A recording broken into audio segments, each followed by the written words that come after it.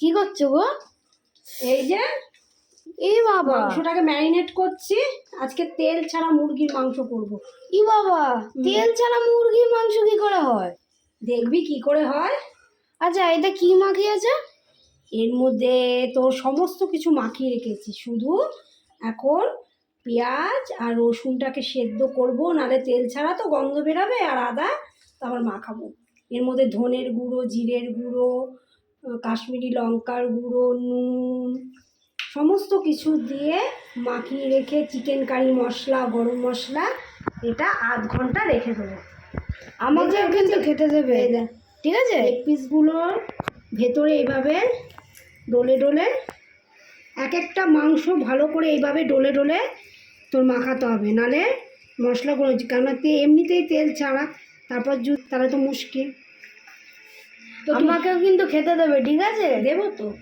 তো আমি করতে থাকি, তুমি যাও পড়তে বসো, যাও যাও। পেঁয়াজ আর রসুনটাকে একটু গরম জলে ফুটিয়ে নিচ্ছি, যে তেল ছাড়া মাংস করবো তো, নাহলে গন্ধ বেরাবে। আর এই যে ম্যারিনেট করা আছে, এটার মধ্যে ওটাকে পেস্ট করে তারপর একবারে কড়াইয়ের মধ্যে বসিয়ে দেবো। এখানে থোর বসিয়েছি, হয়ে গেছে থোর। থোরটা খুব কচি ছিল, চিংড়ি মাছ দিয়ে। আমরা না একটু থোরটা একটু মাখা মাখাই খাই। লাস্টে ধনে পাতা দিয়েছি আর একটু গরম মশলা দিয়ে দিয়েছি। এই যে থোর হচ্ছে। আর আমার জল ছাড়া চিকেন কেমন হচ্ছে এই দেখো। এখনও অনেকক্ষণ কষবে, কিছুক্ষণ বাদে বাদেই কষাচ্ছি। সত্যি কথা বলতে আমি এটা না কালকে না পরশু দিন একটা দিদিভাইয়ের ভিডিওতে দেখেছি, যে জল ছাড়া চিকেনটা করেছে। তো আমার এই তেল ছাড়া ভুল হয়ে গেল বলতে বলতে, আমার হাজবেন্ড আমায় ধরিয়ে দিল তেল ছাড়া। তো আমারও খুব আজকে ইচ্ছা করলো যে না, তাহলে আমিও একটু করে দেখি। এরকম ভালোই কিন্তু লাগছে, খারাপ লাগছে না। এবার খেতে কেমন হবে জানি না। এটা তো ভালোই হচ্ছে মনে হচ্ছে।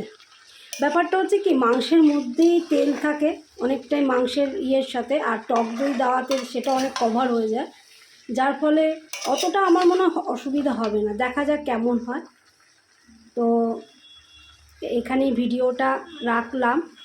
তো কেমন হচ্ছে আমার এই তেল ছাড়া মাংস, আপনারা কিন্তু অবশ্যই জানাবে। ভালো আছে? হ্যাঁ, অনেকটা নরম হয়েছে। তেল ছাড়া মাংসটা কিন্তু ভালো হয়েছে। তেল ছাড়া মাংসটা ভালো হয়েছে। দেখ তো একটুখানি হাত দিয়ে ইয়ে করে দেখ, এই নরম হয়েছে না? এখন এটা তো কষছে, এখন ইয়ে করা হবে। ভালো লাগছে তো? ঠিক আছে, তাহলে এভাবে তেল ছাড়াই করে খাওয়াবো, ঠিক আছে? তেলও বেঁচে যাবে, শরীরও ভালো থাকবে, ঠিক আছে?